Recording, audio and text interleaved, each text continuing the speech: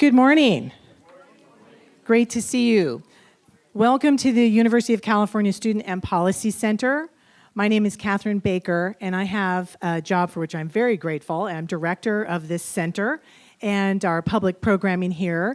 And we're delighted to welcome you to the third annual California Economic Forum. And I'm going to start with audience participation right away. And that is, please raise your hand if this is your first time coming to any program here at the center. You're a freshman. Okay, welcome to the freshman class coming to the center. We're very happy to have you here. Raise your hand if you've come to the Economic Forum in prior years. Some of you have been speakers. I've seen that. Excellent. Thank you. And also raise your hand, please, if you are an alumni of the University of California or a member of your family or an alumni, someone you work with, someone you've walked by on the streets of California, which I think is a great testament to the university's impact in not only the capital, but the state. Today I just want to say our program is very much an example of the mission of this center and the vision that the University of California had. And that is to have a place where we come together, we are talking about the issues of the day, data and research, innovative ideas, insights, different viewpoints that may agree or not, and then hopefully we go out into the world and are making a good contribution based on that. And you get to be a part of that today. This program is made possible due to terrific support from some of the people in this room. Of course, I think I saw Regent Janet Riley, who is chair of the Board of Regents. Thank you, Regent Riley, for your great vision on this. We also have Provost of the university, the entire statewide system, Catherine Newman, who's been a dedicated supporter of this program and this mission. And in addition to our public programming, there are also great things that happen in this building, and I want to share that with you before we get into the heart of our program. We have the California Policy Lab, which is a policy-focused research entity. Here, their offices are right here. They also are on campuses in the UC system. Evan White from his team is here. Thank you, Evan, for coming. If you are in a government or legislative office and you are interested in research that's real-time, deeply analytical, and very relevant to your policy, please see Evan.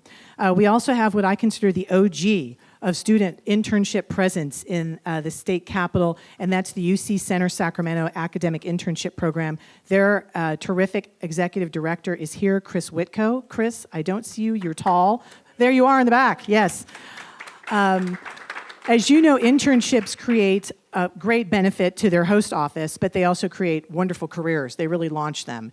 And the UC Center Sacramento program has done that for many, many years. And if you have an office that might benefit from an intern, and that intern will be coming here and learning from you, they have over 100 just this summer alone. Please see Chris, tall guy in the back, can't miss him. And then this program was also made possible by a very generous contribution of William Steinhardt Jr. In fact, it's why we have the California Economic Forum. He had the vision that the Anderson forecast should be highlighted and discussed here in the Capitol with the variety of viewpoints, not just one point of view and a press release or a conversation from one set of talking points, but conversation, debate, and discussion. And his generous financial contribution made today's program and the ones in the prior years and a few more to come possible. So thank you to Bill Steinhardt. So with that, I also want to say a big overview of today's agenda so you know what's coming. And I have separated myself from the clicker. There we go. All right, today's agenda. We're going to kick it off here in just a few more minutes. We're going to hear from the recently released Anderson Economic Forecast and Jerry Nickelsburg. And then we're going to have a brief break. And it's session 2 starts around 11 o'clock, and that's going to be a fantastic conversation of our economic condition, our fiscal condition for the state of California from voices inside the government, the Legislative Analyst's Office, the Department of Finance, and the Controller's Office. We'll take another brief break, retool a little bit, make sure you're fed and watered, and then we will start our keynote fireside chat with Leanne Randolph, who's most recently chair of the California Air Resources Board and a former commissioner with the CPUC. And we will also have our afternoon program, our closing program, with different viewpoints from industry in California. And so that'll be happening around 1 o'clock. It'll be a fantastic program. Stay with us during those transitions.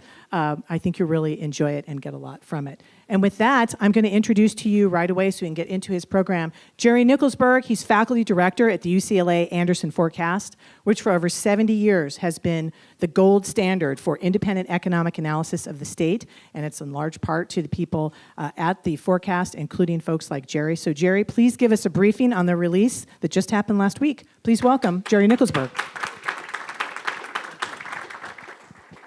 Thank you, Catherine. Great, my slides are up. So welcome and good morning. And there is so much going on that I could actually blow completely through my time and everyone else's time. So I'm going to, talk about what we see at the Anderson Forecast and, some of the issues. It's going to be somewhat brief. We'll have a little time for questions at the end. But a lot has happened since the last time we were here, and it's always a pleasure to be back here in Sacramento. And so I've entitled this War, Oil, and the Economic Outlook. Of course, there's a lot more going on than war and oil, but let's start off with some good news. This morning, the 4 astronauts for Artemis 3 were announced, so we're on the way back to the moon. Okay, that's the good news for today. And so what I want to do is I want to start out and talk about the impact of the Iran war on inflation. Then we get into the macro outlook for the U.S. And then how does that affect California? And kind of the takeaway that I'd like you to have is that the U.S. economy and the California economy have been very resilient in a year and a half of erratic economic policy, of shocks to the system. And so we've still outperformed the world in growth, and California still outperforms the rest of the U.S. in growth, but not as much as might otherwise have happened. So we're going to look at that. And it's important to think about the data. We're in the political season now. There's a lot of rhetoric. Look at the data, and that's what we're going to try and do today is look at data and kind of cut through that rhetoric and, and try and see the connections that will allow us to make decisions or to make plans, contingency plans for whatever shock is coming next. Okay, so let's dive in. And the first thing that I want to show you is oil prices. And oil prices kind of moving along in the 60s, $60 a barrel. This is West Texas Intermediate crude. And then we get the war and oil prices double. And oil prices now have been moving kind of erratically day by day, depending on sentiments in the market. Today, they're under $90 a barrel. Tomorrow, they may be $110. Right, so the oil prices are moving around a lot, but they're significantly higher. And that's important because oil fuels the economy, right? And so we have 3 lines up there. And the 3 lines represent dates in which the Straits of Hormuz will be open. So there's this month, the middle one is August, the third one is October. We don't pretend to have any idea about this. But as forecasters, we've got to make an assumption. So let me just digress for a moment. The forecaster's problem is to look at patterns and look at past patterns and say, well, if today's patterns are similar to the past patterns, then what happened after those past patterns is going to be most likely what's going to happen after this, right? So, patterns repeat themselves. But we are in a situation, and we've been in this situation for over a year, where things are new. And so it makes it much more difficult to forecast. And this is one of them. When are the Straits of Hormuz going to be open? Does anyone here know? I sure don't. And the problem is not just the opening, but there's a lot of infrastructure that's been destroyed. Wells have stopped producing because storage tanks are filled. And so getting back to normal takes time. So if you look at the graph, you'll see that the price of oil, except for if the Straits of Hormuz are open tomorrow, Anybody think they're going to be open tomorrow? Yeah, that's my feeling. So oil prices continue to edge up as oil is in short supply. And the highest one there is October. So the longer it goes on, the more this is going to impact world oil prices. And oil prices are determined in world markets. It has a beneficial effect overall on the U.S. economy because we're the largest producer of oil in the world. And U.S. oil exports have actually been increasing. But here's what we're going to assume, heroic assumption, in August the straits are going to open. That's what goes into our forecast. It's likely wrong, but it gives us a baseline from which to judge how the economy is going to move when we find out how wrong it is.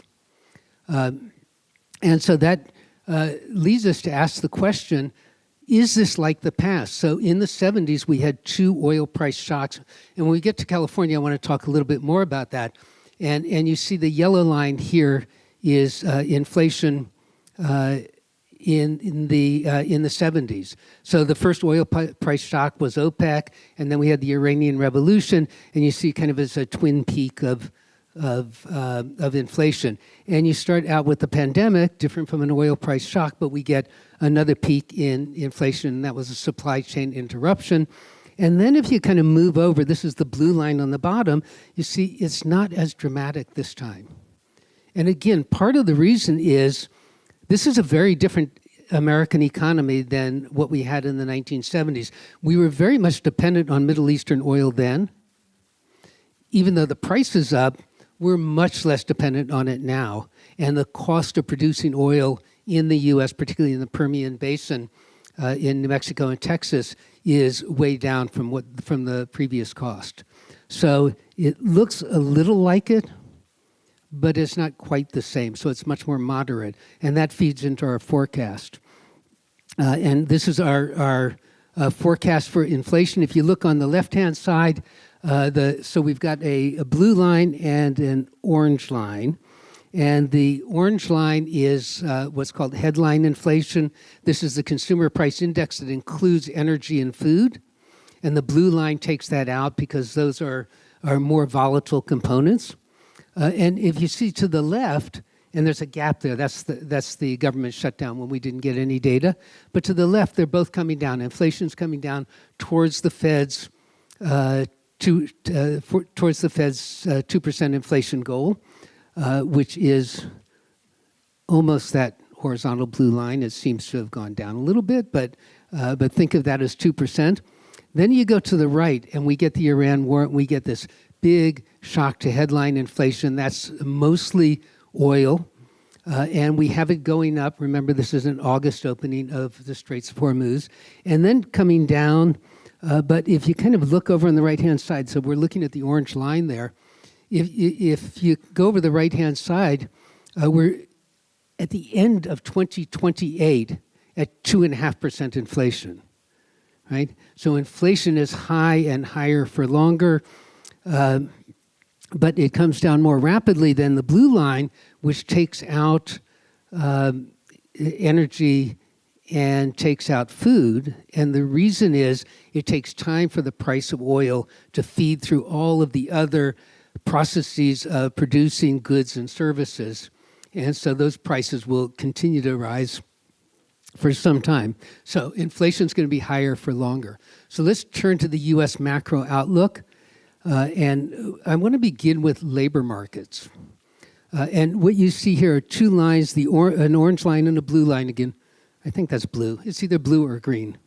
And we'll call it the dark line and the orange line.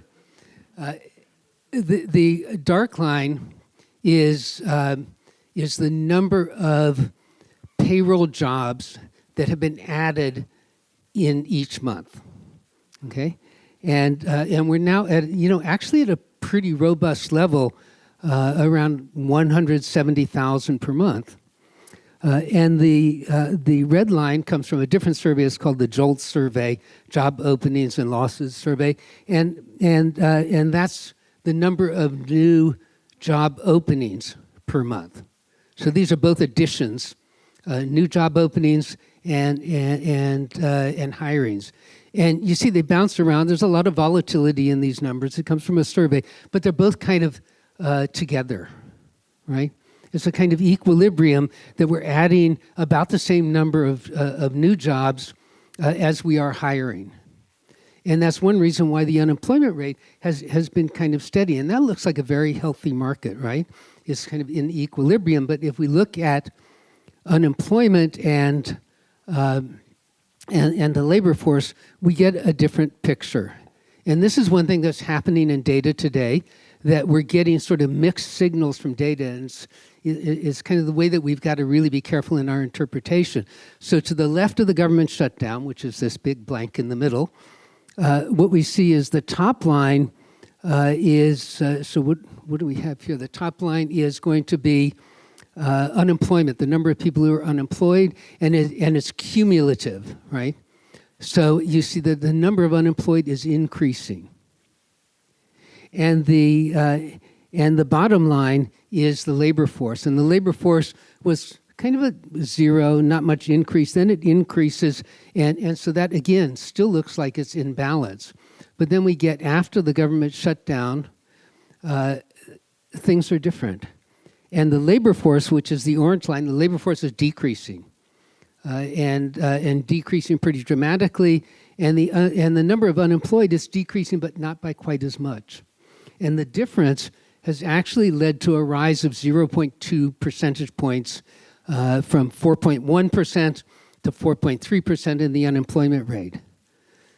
Not terribly concerning, but what it illustrates is that there really is weakness in the job market. This decline represents boomers retiring, discouraged workers not entering the job market, particularly young people, and immigration policy.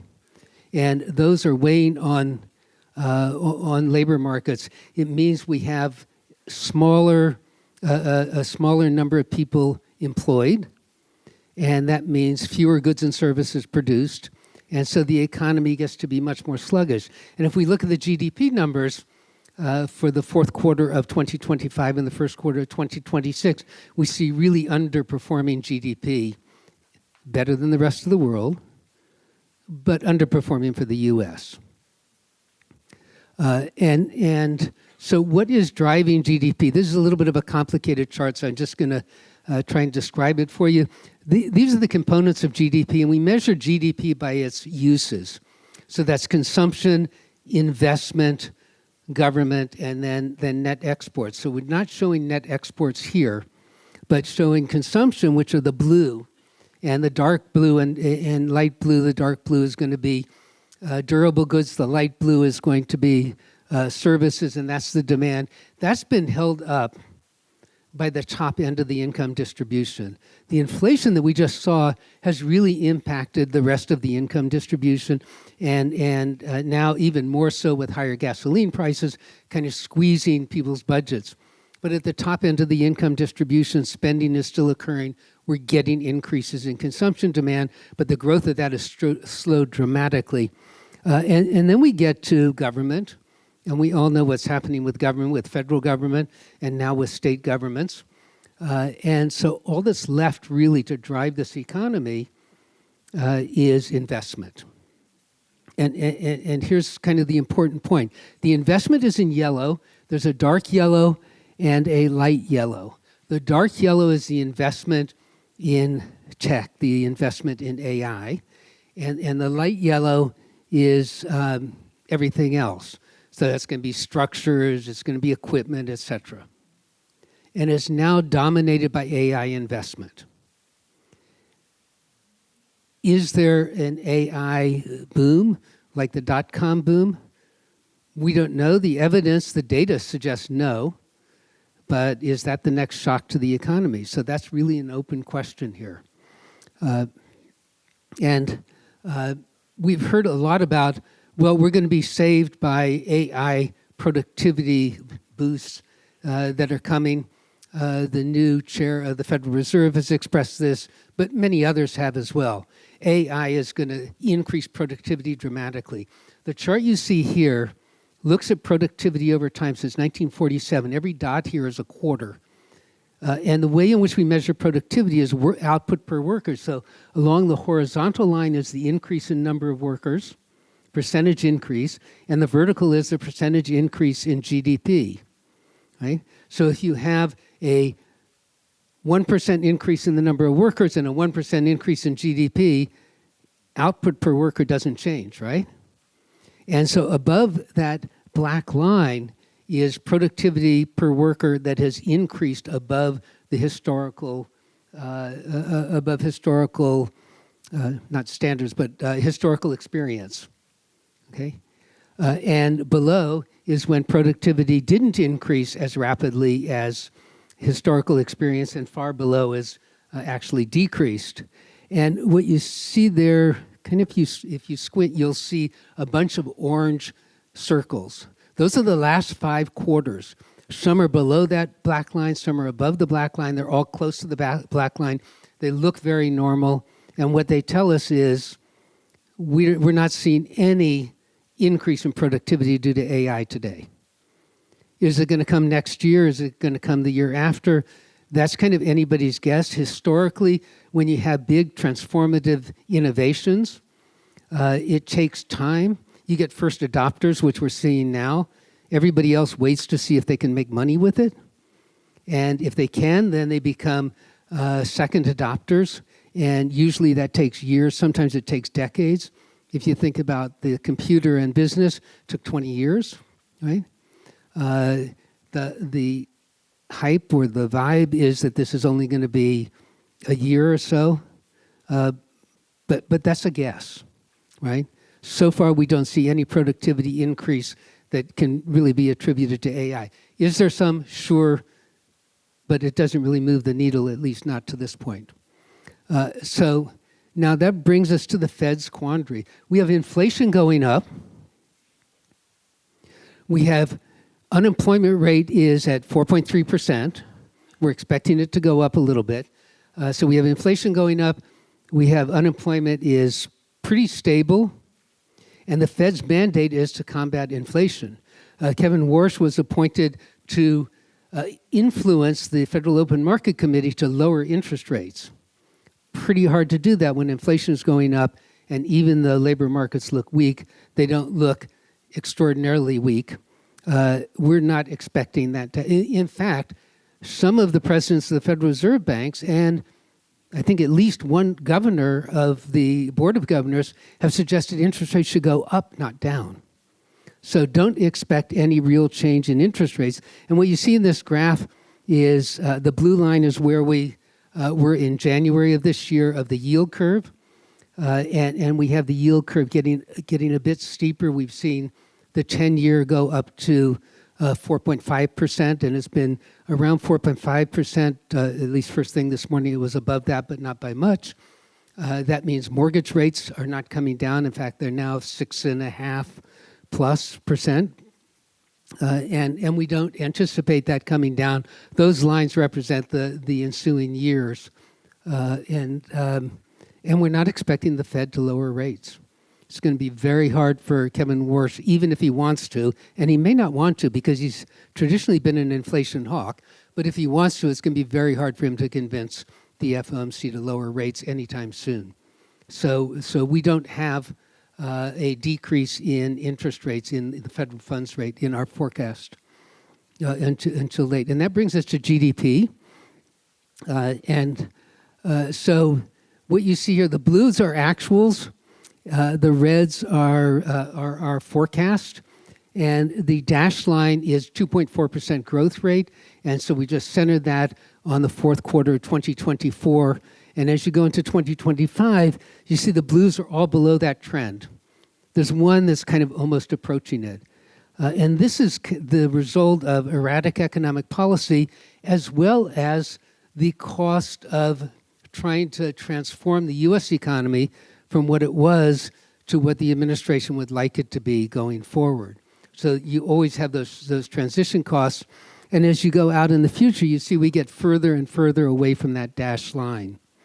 And so these are the costs of these transitions and the costs of erratic economic policy that are being imposed on the U.S. economy. But if you go out to the last 4 blocks, which is 2028, and just move that dashed line down, you see we're growing at 2.4% finally, once again, but from a much lower base, right? This is due to immigration policy. This is due to the transformation costs. So that's what our forecast is for GDP. And our forecast for unemployment is that we're going to get, unemployment is going to come up a little bit in the U.S., but not by a lot, because we've got these countervailing forces of immigration policy, of a weakness in the labor market, keeping people from entering the labor market. So we get some increase in unemployment, but not a lot. And again, this is going to mitigate against any argument to lower interest rates by the Federal Reserve.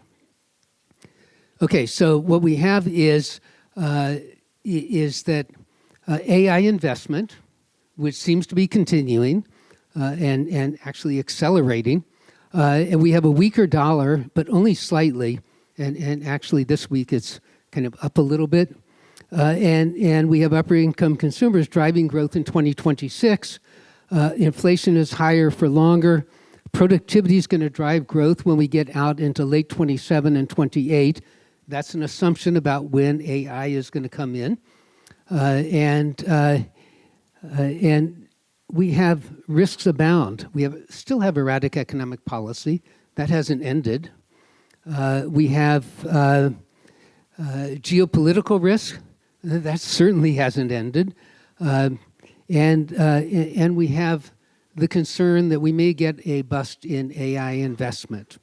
And that is one that at least has some data behind it, because we're seeing diminishing returns to AI investment. We're seeing some hesitation in financial markets towards funding that.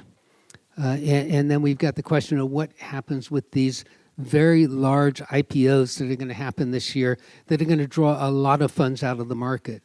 So there's kind of an open question here, and these are risks that we need to pay attention to. Okay, so now turning to California.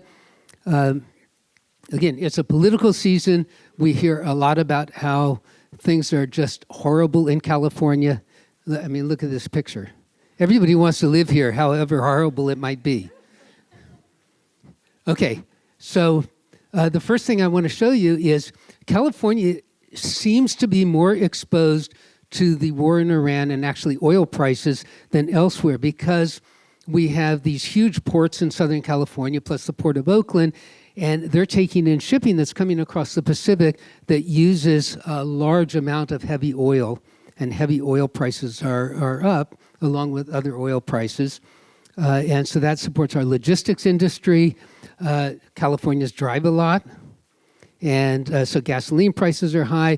California's agricultural sector, which is the largest in the U.S., requires diesel fuel for farm equipment. It requires fertilizer, which is petroleum-based. It requires diesel fuel to move that farm produce to market or to food processing plants. And so we're really exposed. So what we wanted to do was go back and look and see what has happened in the past when we've had shocks. How has that affected California? And looking at 5 of these, so we have the rise of OPEC, we've got the Iranian Revolution, we've got the war in Ukraine, we've got the first Gulf War, we've got the second Gulf War in Afghanistan. So all have kind of impacted oil prices. And we're going to look at this in the following way. Take the forecasts that we made before any of these events. And these events were not foretold events, right? So they were shocks to the system. And then look at the actual and see how much we deviated in our forecast from what actually happened. And we're going to look at GDP and employment and unemployment. So those are the 3 charts I'm going to show you. And there are going to be 2 bars for each one of these 5 events. One is our 1-year ahead forecast, and the second is our 2-year ahead forecast. Okay, so that's what we're going to look at. And then I want to have a caveat. This is 5 observations. How many of you remember your statistics class? Okay, so none of you were in mine because you would have remembered it. 5 observations is a small sample.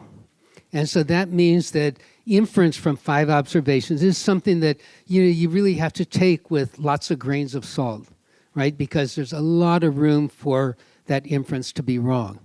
But nevertheless, that's the data that we have, and let's see what it says.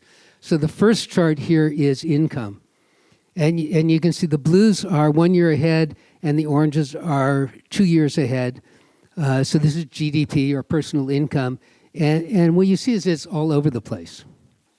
And part of the reason why it's all over the place is some of these happened during recessions. So we had, the 2021 recession, we had the 1990 recession.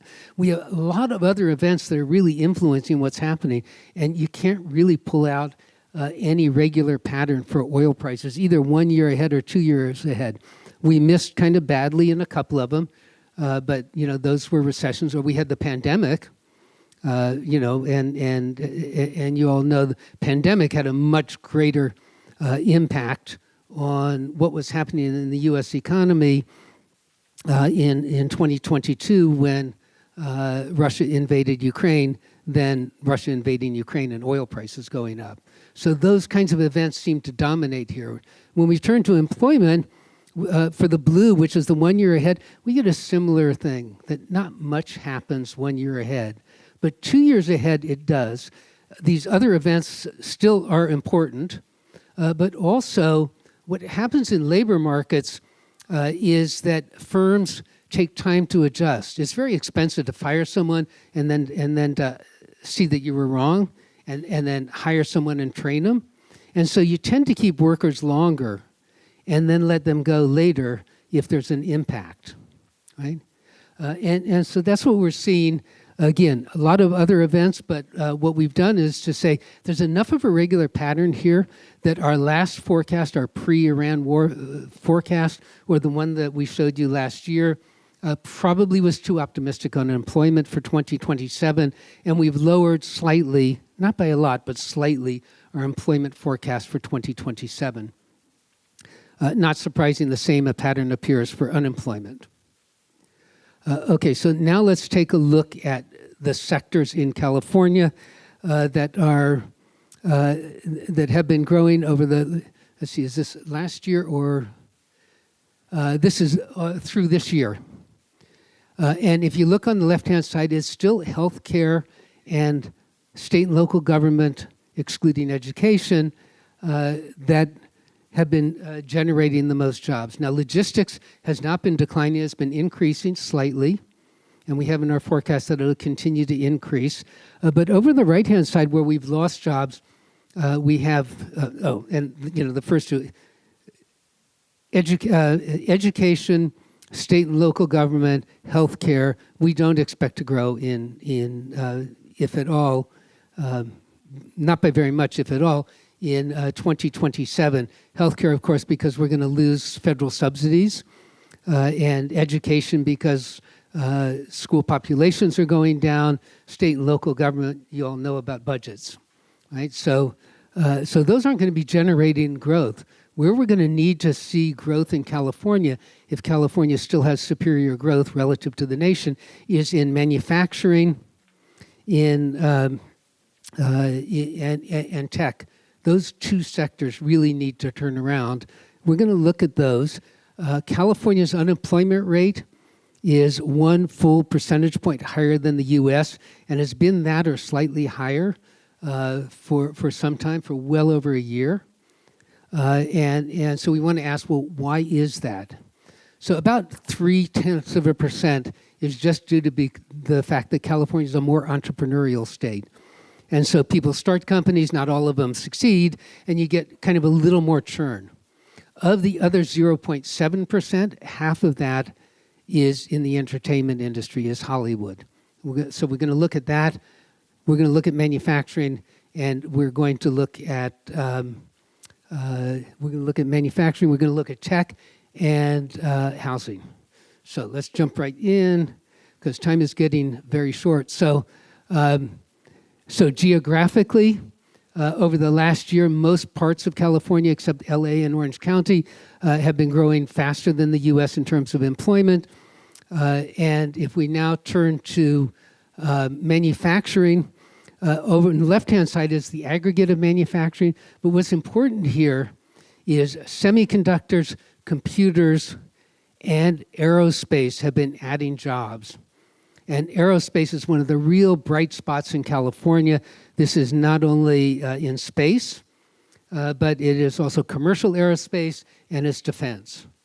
And so that's been adding jobs. And we're starting to see a turnaround in the manufacturing of hardware for tech. If we turn now to tech, not such a bright spot over the past year. We're starting to see hiring.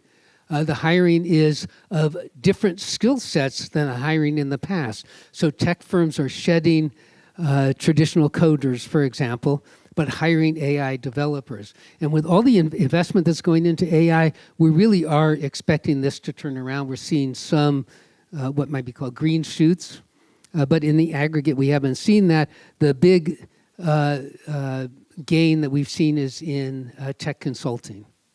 Part of that is cleaning up AI slop. That's the U.S. But why are we optimistic? So KPMG puts out a venture pulse, and this is the first quarter 2026. And it's looked this way continually, but this one is even more dramatic. Of the venture investments over $1 billion in the Americas, not just the U.S., but the Americas, 90% of that's come to California. And if you just go down this list, what you have is San Francisco, Palo Alto, Mountain View, San Francisco, New York gets one, San Diego, Austin gets one, Pittsburgh gets one, and Sunnyvale. The money is coming here. If the money comes here, the hiring is going to follow it. Okay, and so that's really sort of an important indication that both in manufacturing and in tech, California, not so much in 26, but as we get into 27, that's going to mitigate against the loss of jobs or the loss of growth in education, government, and healthcare. Now turning to Hollywood. Hollywood was too large. The business model just didn't work. This was the streaming. This was where, I don't know about you, but when I opened up the TV, I saw so many shows, I can't make a decision and just turned it off, right? That's not a business model that works. And because it's not a business model that works, you've seen consolidation and you've seen a decline in Hollywood. And what's important in looking at the data is to look at that gray line. That's the dual strikes. In every labor action, you see an increase in production prior to the labor action because it's not a surprise event, and an increase in production after the labor action to make up for the losses. You don't see that here. You see consolidation before and after. And after, it seems to kind of stabilized. Some of that's runaway production, but most of it is simply a contraction, a kind of a rationalization in the entertainment industry. And again, that's half of our unemployment rate that's higher than the U.S. And it's going to take a while for those folks to move into other sectors because, you know, they want to be in the entertainment business, but the jobs aren't there. So they're going to have to realize that, maybe get some other training, and go into other sectors. And that brings us to housing. This is no surprise. And I'm getting the signal that we are getting close, so going fast. Housing's no surprise. Home prices are not really increasing in California anymore, but they're at record highs. Sales are at depression levels. You would think that would lead to building, but in fact, this is permits. It hasn't. But this is not just California. Home building in the U.S. has been dead in the water. So even though the legislature has passed a lot of bills making it easier, not easy, but easier to build in California, nationwide home building is dead in the water. It certainly is here, which means that affordability is not happening anytime soon. We also have a modest increase in the unemployment rate, and then it comes down to just about 4% at the end of 2028. What we've got for California is that immigration, wars, tariffs, they're all weighing on growth. We've got some bright signs, and we're expecting late 27 and 28 to start seeing superior growth again, but we have to get through this period. Caveat again, we've got lots of risks, and geopolitical is certainly a big one there.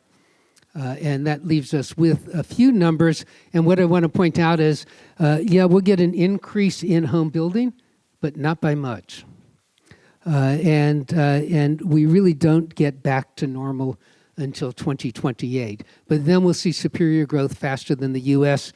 And to end on a high note, again, it is California. There isn't any other place like it. Okay, thank you. Great. Okay. Thank you, Jerry, for starting on a high note and ending on one, which is very important whenever we talk about the economy. It's just not in the middle. Yeah, that's right. We do have about 5 or 10 minutes for questions, and there's 2 microphones, so please raise your hand. We'll bring the microphones over to you. And if you don't have one, okay, Evan from the California Policy Lab have one. Haley's going to bring a microphone to you so folks who are hearing the recording will be able to hear it. So here we go. She's going to hold on to that microphone. Great. I won't touch it, I promise. Can you talk a little bit about effects of remote work? One of the things you said during the presentation was when the money comes here, the jobs come here. I imagine there's maybe some impact of people hiring elsewhere now. I'm just curious how that figures into the forecast and what you've seen. Sure. So we're not really seeing much in the way of increased remote work. The interesting thing about remote work is remote work's been going on since 2020, right? And and there have been some studies. There's an MBER paper on this that tried to ferret out, how much of this is AI, to your question. And what they conclude is that it's mostly remote work. But what really has happened is that firms that have remote workers, so they're not there to be mentored, they're not there to kind of grow with the company and to have that kind of critical mass. They're just doing something that they're sending in via email, right? And you don't need an American in Boise to do that. And so we're seeing those remote jobs, the jobs not disappearing, but their geographical location disappearing to places where skilled, talented people are who are commanding lower incomes. And separating that out from AI, I think is tough. One of the things about AI, and my comment about AI slop, one of the things about AI is you really need that critical mass of people to judge, are we getting the customer interface, are we getting the business interface, et cetera, that we need, kind of judging AI and seeing where it needs to be corrected. And you get that with critical masses. So I'm not really concerned about AI increasing remote work. It is going to increase, it is going to change dramatically the kind of work we do, right? It's a real augmentation of cognitive skills. Okay, good one. I'm bringing the mic to you. Look at me. No one will get the reference. Phil Donahue, Oprah Winfrey. Hi, Jerry. It's Levy from CalMatters. I want to know, can you talk a little bit about how the 3 impending IPOs in California figured into your forecast? Okay, that's a great question, and I have a simple answer. Not at all. Okay, so here's the reason. We don't know where that money is going. We do know that the state is going to be receiving a windfall. We don't know if the state will treat that as a one-time windfall or spend it. So there's so many unknowns there, and these are massive IPOs. And so many unknowns there, and how that feeds through into the economy is very uncertain. So we've just taken an agnostic approach, right? If it goes into government spending, which is going to be problematic for the following fiscal year, but the fiscal year where it's spent, that's going to increase California government spending. and our forecast is too low. But it remains to be seen. All right. Okay, I get to choose between the provost and the regent. This is not easy. Regent Riley, you can hold the mic. Thank you. So, question about Southern California versus Northern California. So much of the tech sector happening where I live in San Francisco, Silicon Valley, and you have Hollywood really taking a hit. So, regionally, do you see talk about California as a whole, but how would you say Southern California versus Northern California? So that's an interesting question because the Hollywood has taken a hit, and actually, it's no longer a drag on the California economy. I mean, you know, with the new subsidies for runaway production now in place, and the consolidation that I showed you, that's not going to decline much more. But in Southern California, you have a booming aerospace industry. I think something that's not well known, I know it because I have two nephews who are aerospace engineers who graduated from college back east, and they wanted to be where the cutting edge in aerospace is, and they said there's only one place to go, California. That's it. There's no other place in the world where you want to work if you're in aerospace. And aerospace is hiring. So aerospace is, you know, we think of aerospace as having contracted in the 90s and gone. It's still the largest aerospace sector in the country and is growing rapidly. So, and we've actually seen recently a couple of aerospace firms move from back east to Southern California. So yeah, you have tech in the Bay Area. You have aerospace in Southern California. Both are doing well. And you have some drags in the Southern California. You've got agriculture actually in the Bay Area and wine country that's having to restructure. So you've got a mix there. But I don't think they're dramatically different now, just different economic forces. Great question. And Provost Newman. So 2 questions about energy. One is other countries in the past have used windfall taxes to hit the excessive profits of the oil industry. And I wonder whether you imagine any such thing happening here, first. And second, it would seem from what you've said as though the faster California could accelerate toward green energy, the better off we would be, which is obviously not where the federal government's going, but California is a different place. So, I mean, already one thing that kind of mitigates higher oil prices is that Californians have been buying electric vehicles at a rate greater than elsewhere. And so, you know, expect that to continue. In terms of windfall profits taxes, that's really difficult because you've got to tax the profits that are attributable to your state, right? And by the time you get that into place, you know, we're into 2028. So I don't see that as being kind of viable. You have to define windfall as well. And with California having a special blend for gasoline, the argument can be made that, you know, it also is special costs, right? And there's also supply constraints that, you know, these profits only exist because we have 2 refineries going offline. So that's, you know, that's a really tough one to put through. Will it spur renewable energy everywhere? Yes. We in California are way ahead of the rest. Although I think Texas is ahead of everybody in wind production. So that was kind of a non-answer, but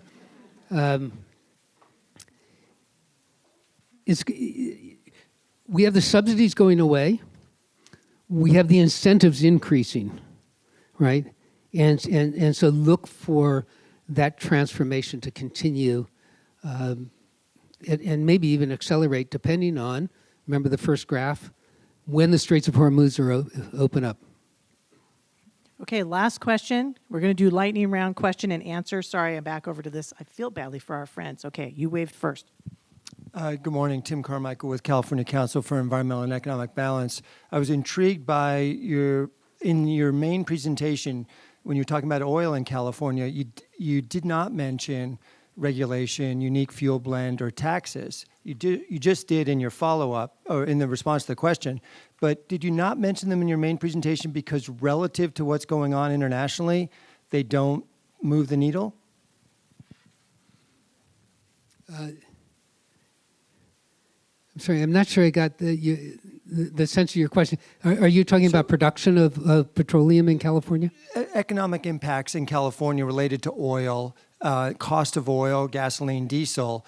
When you were, I thought when you gave your overview of big trends in California and you mentioned oil, you only talked about the U.S. production up and then the international dynamics with the Persian Gulf, but not the factors that you just mentioned relative to refineries here, regulation here, unique fuel blend, et cetera. Yeah, Okay, that was not lightning round, but we're going to try a lightning round answer. Okay, so I'll make the answer quick. Those 3 graphs that I showed you of the 5 instances showed that that when we get oil price spikes, other things tend to be much more important here in California. So that's that part of it. California has a huge pool of oil, some of which is sitting under Pacific Palisades and Beverly Hills, some of which is, most of which is in the Monterey Shale, which is very difficult to extract. We're going to see more production out of Kern County. We may see more production offshore. I don't know how you get it onshore or onto tankers. That's a dispute in the courts. That's not going to be a lot in terms of moving the needle, but we'll get some economic gain from that additional production. All right. Please thank Jerry for a great presentation. Thank you. Thank you, Jerry. Also, Jerry is here all day. If you didn't get a chance to ask him questions, please be sure to corner him for that. We're taking a 5-minute break, and we're coming right here at 11 o'clock sharp.